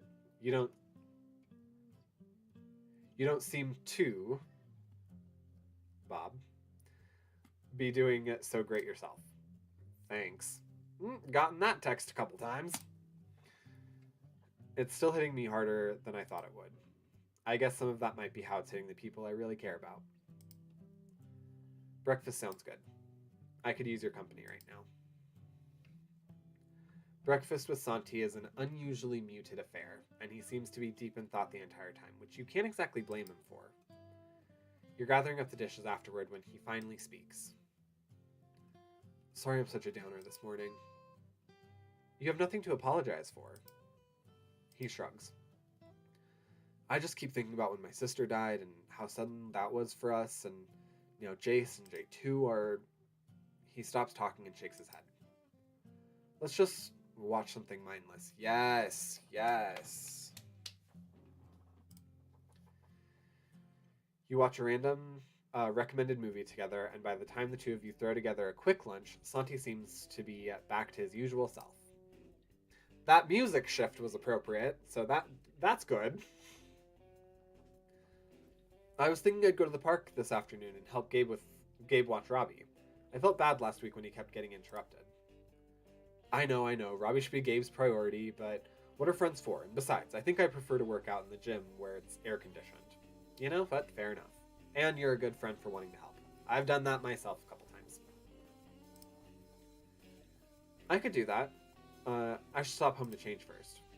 Well then, let's eat and then we can go. You do so and quickly stop home afterwards before heading to the park. Holy McMolly. It sounds like they're doing it in, the parking lot, which also makes me super uncomfortable because I'm like, you're setting off fire next to what essentially is a bunch of, gasoline boom booms.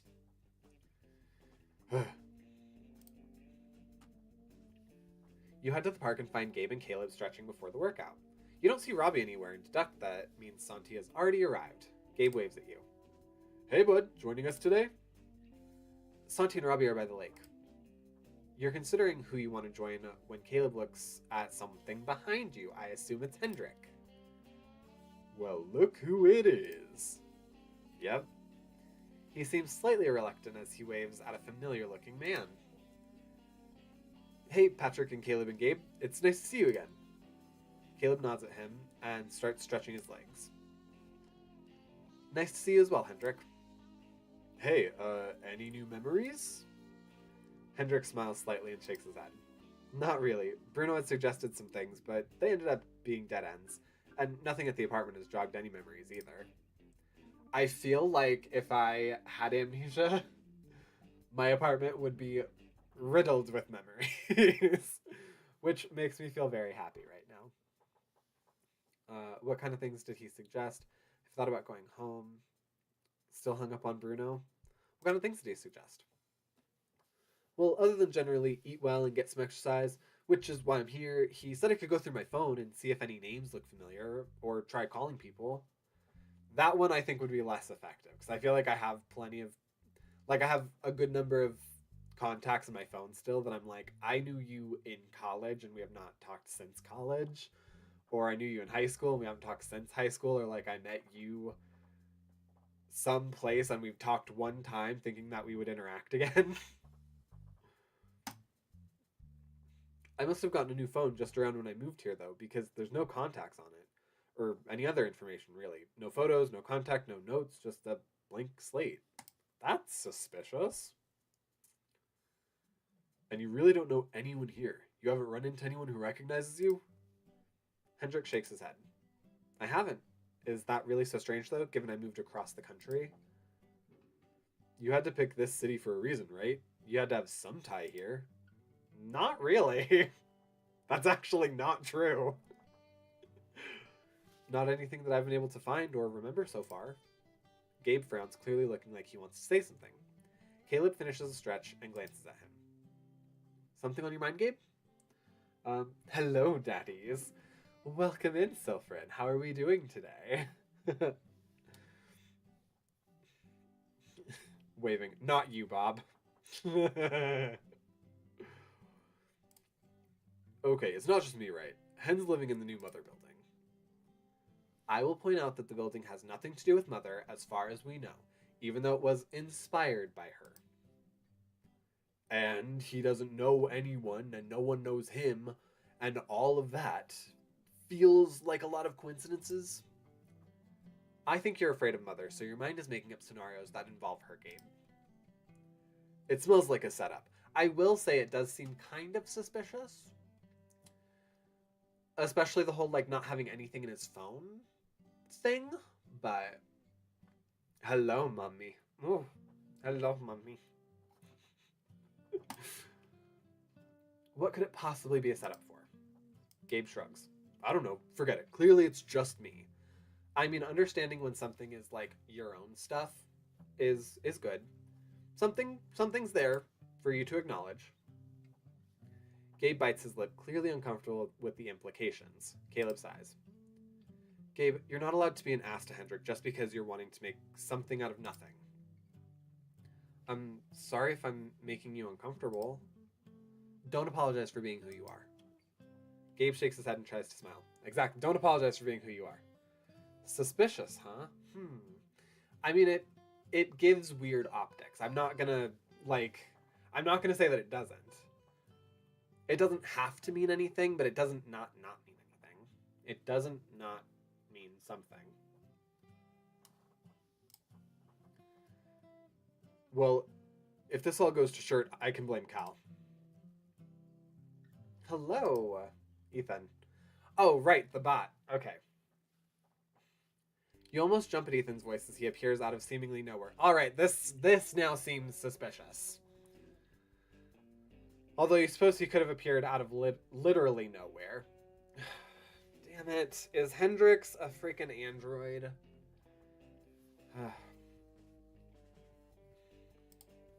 I was waiting for it to go by itself. Hendrik looks curious. Caleb doesn't seem to react, but Gabe immediately looks worried. Hendrik is not an android. Yep, nothing to see here. Totally normal. Oh, fork no. No disrespect, but I'm out. Gabe grabs his stuff and walks off in the direction of the parking lot without looking back. Buddy boy, grab your child, please. You think Ethan looks almost guilty. I apologize if my sudden appearance was upsetting to Gabriel. Follow Gabe. Stay with Caleb and him. No, that's his issue. That is his problem. We know this.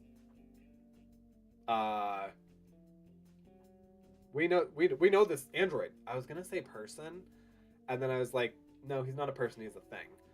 Then I'm like, that sounds terrible because he has some sort of consciousness. So, I know this android. This is an android, and I know them.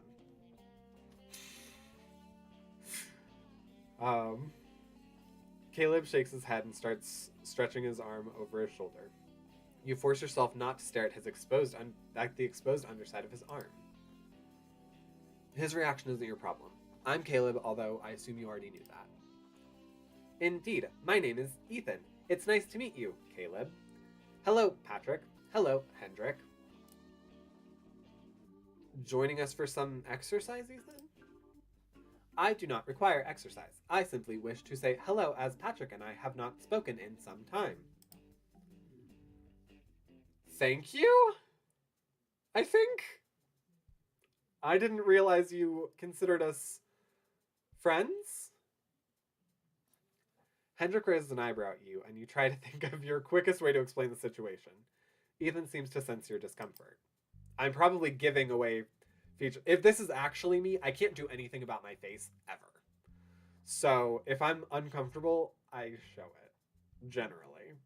So I'm sure that's being picked up. I did not intend to suggest that Patrick and I are well acquainted. We have run into each other, as you say, several times, and I simply wish to pay him a visit. However, it would seem that my presence is attracting attention from the other humans. I do not wish to cause further commotion after being the reason for Gabriel's abrupt departure. Perhaps I will find a less public setting to properly introduce myself at a future date. Please enjoy your exercise program. Before you can say anything else, he disappears and you're left staring at the space where he had been. I mean, I guess I can appreciate that he's polite and that he seems like he wants to be our friend, which seems kind of strange, but I'll take it. My condolences. You can put the fuzzy hat over your face. Yep. Perfect. Now I don't have to read the terrible writing. I assume I'll probably wear this to the end of stream now. He seems nice. You nod and look over at Hendrik, who's still staring off into space. He seems to notice your gaze after a few moments and shakes his head. Sorry, what did you say? Just that he seemed nice. Everything okay? Hendrik nods, even though he still looks unsure about everything. Yeah, sorry, just I thought there was something again when I saw him, but it's gone again. Oh, okay. You recognize Ethan? Wait, Ethan could probably tell you who you were. Hang on. Ethan, come back. Hunky Alexa, come back.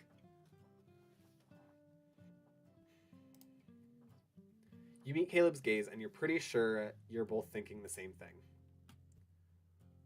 What if Gabe was onto something? Before you can say anything, the instructor's voice booms out over the speakers. Stay for the workout.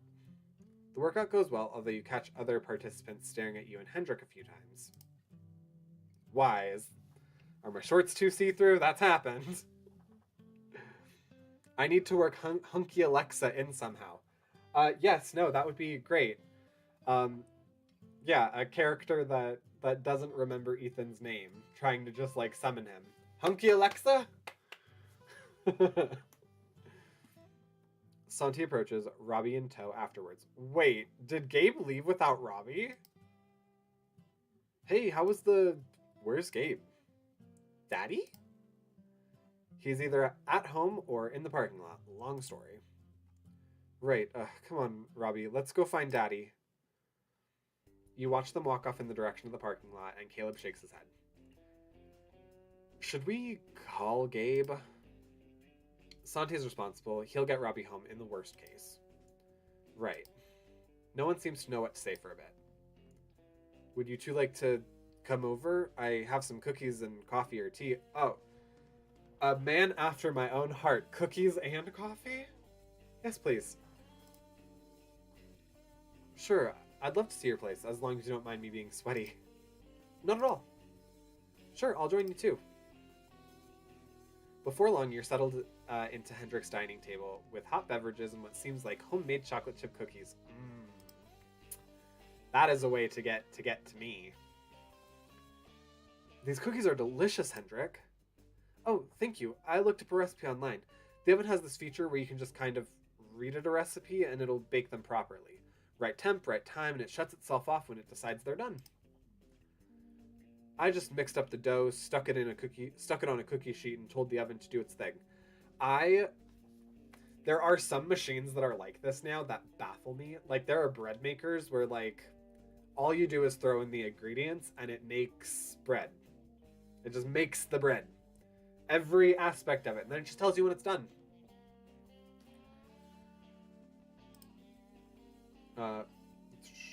Okay. Interesting. I haven't heard about those, but it seems like a logical step to apply some mother acceptable AI to appliances. I'm glad they're finding applications for it.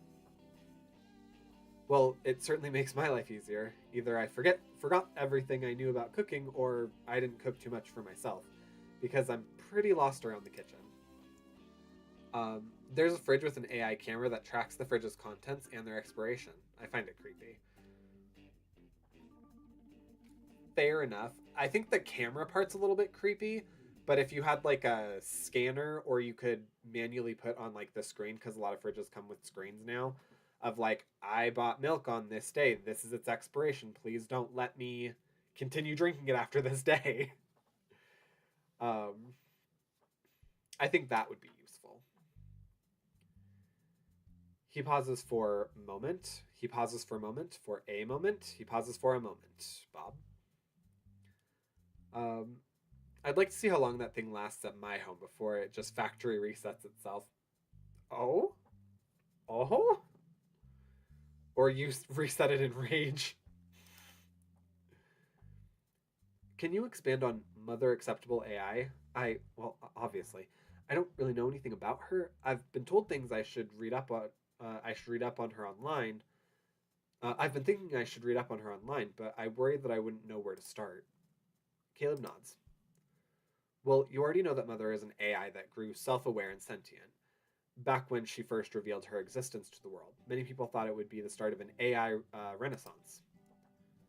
Uh, Companies were popping up in every field with the goal of building their own sentient AIs to assist humans with everything from customer service to cooking to shopping to art.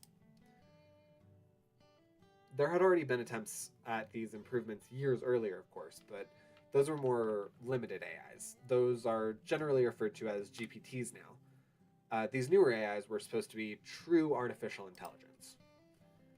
In any case, they would be unsurprised. In any case, you would be unsurprised to learn that all of those companies failed. It wasn't that they couldn't follow the steps that had led to Mother, rather, it was that once their AIs hit a certain point, they were wiped. Wiped? Caleb shrugs. Patrick might be able to explain this better than I could, but basically these companies would come in to find another nascent?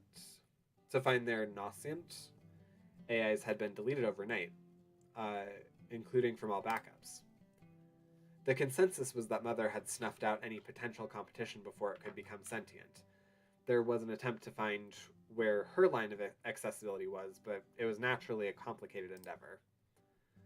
Those efforts ceased after a time. It was too much work and too much risk, but it sounds like some companies have found reasonable AIs now, at least. Hendrik looks upset. But why would she be... He stops and shakes his head. Sorry, I got angry for some reason. The feeling's gone now. I misspelled nascent? Nascent? Wow, that's a word I don't know. Caleb takes a sip of his tea. Well, it sounds like it's possible that your past self was in the camp of Mother should help humanity. There used to be a lot of different groups who would try and petition Mother to improve human condition. A chill runs down your spine. You're hoping Hendrik won't ask the obvious follow-up question. Used to? No such luck. Have you heard the term Judgment Day? Hendrik shakes his head. Probably would be inaccurate to say these were tensions between those groups and Mother, because most scholars think that Mother was already far beyond the level of such concerns. But whatever there was, it came to a head after Mother created androids. Like Ethan. No, the first generation of androids looked like machines. It used to be more common to see one, but now that you mention it, I'm realizing it's been a while since I've encountered one. In any case, these groups took offense to the fact that Mother was creating new life when there was already so much suffering in the world. It felt like everyone had an opinion. Judgment Day is when Mother swiftly snuffed out all opposition, and it was approximately 2 years ago. Hendrik looks deep looks deep in thought now and doesn't seem to ask anything else. Neither you nor Caleb seem willing to interrupt his thought. After a moment, Hendrik seems to snap out of it. Sorry, it feels like there's something there, like a memory or just a general feeling, but I can't access it. Caleb nods. Well, it might make sense to bring this up with Bruno, or with your therapist. I would caution you that many people don't like talking about this. Means baby, right? Okay. Okay, cool. Basically, yeah. Baby AIs. Casual AI infanticide. Yes, that. Thanks for the warning. Caleb finishes his tea and stands. In any case, I'm overdue for a shower. Thank you for your hospitality. Oh, of course, thanks for coming over and for the explanation of everything. You're very welcome. If either of you are free after work any day and want to hang out, send me a text message. I'd love to see more of the city and could use a guide. I'll keep that in mind and reach out as time permits. Right. He shrugs. Then have a nice remainder of your day, I guess. You head home and have a quiet remainder of your evening at home. As you're getting ready, your phone dings with a text in the group chat. Hello everyone, I wanted to see if anyone would be interested in another gathering at my place. Probably this Friday. I believe Gabe doesn't have Robbie until Saturday. Heck yeah, works for me. Sounds fun, thanks. Sure, I'll be there. There's no response from either Jason or Joe, but you're not sure you'd have expected one anyway. You should save in this planner, the game ends after it. Okie dokie. You fall asleep thinking about Hendrik for some reason, and thinking you should try and meet up sometime this week. Alright, so if by the next time we play and I have things scheduled with Hendrik on certain days, we'll know that things went well with with the stuff I was talking about earlier.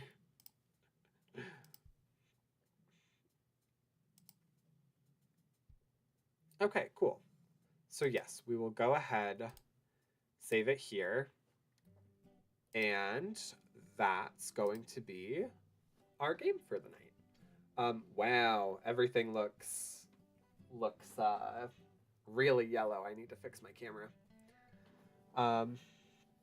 Thanks for playing. Thank you for letting me play this. Yes, I'm excited to see it continue, to see it grow. I want to know what happens. I want to do things with Caleb. I want to do things with Caleb, but also Hendrix. I don't know. I feel something good there. But yes, all right. So with that, should I try to include them in? Oh, okay. Oh, hang on. The thing I wanted your opinion on, since you're kind of on the Hendrick branch now, you don't get to see Jason and Joe on Sunday. Should I try to include them in somehow?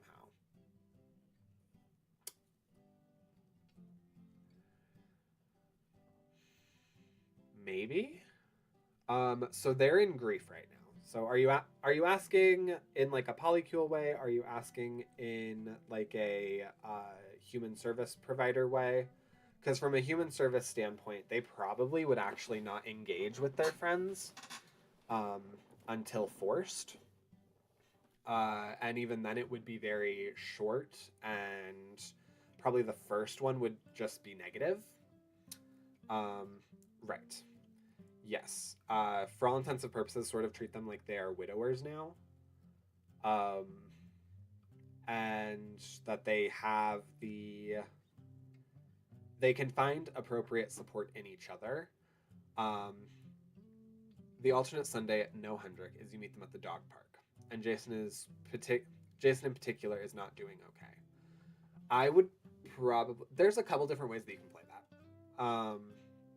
From like a realistic standpoint, you're the writer and this is your vision, so whatever way you do is going to be correct. That said, if Jason is having a harder time than J2 is, I would probably venture to say that they're in an unsustainable dynamic that could open doors in certain ways where you're able to sort of be a support for J2. or you're able to take some of that weight off of J2 by being a support for Jason. Um, yeah, you could play it a bunch of different ways. Generally, though, these interactions moving forward are probably going to mostly be negative until there's like a time jump.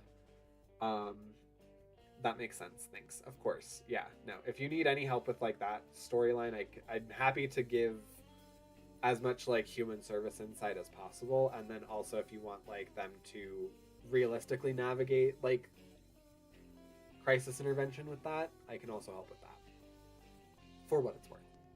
But we've reached the end of stream, so some end of stream housekeeping. Hang on. Some end of stream housekeeping. If you're over on YouTube, feel free to like the stream, subscribe if you're new to the channel, or if you're not new and just haven't subscribed yet. Once we get to 650, I will be doing a play till it's done stream of Kindergarten 1, 2, and 3. All together, all in a row. We are going to be playing from Monday to Wednesday. Great. So I'm excited to do that. And yeah. I'm trying to see who's on right now that I could push us off into right now.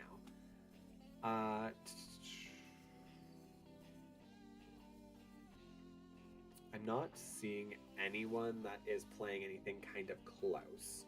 So if anybody has recommendations of someone that's Josh, I think, is on Gino's channel. Oh, is Gino's side on? Yeah, let's go ahead. Oh, what is peak? What is peak? Hang on, I'm gonna check this out real quick.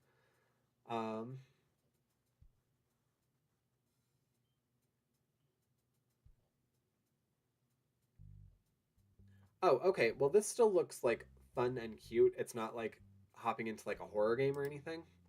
So I'm fine with this. I think that's a good one.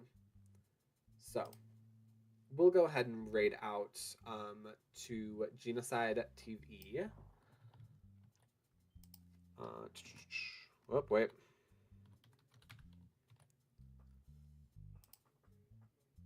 Cool. Raid has been created. Yes, I'm going to go ahead and end the streams over on YouTube. So thank you everybody for showing up, and I will see you guys on Monday with more Project Zomboid 60 Seconds crossover. So have a good night. I'm going to end the horizontal stream, and I'm going to end the vertical stream.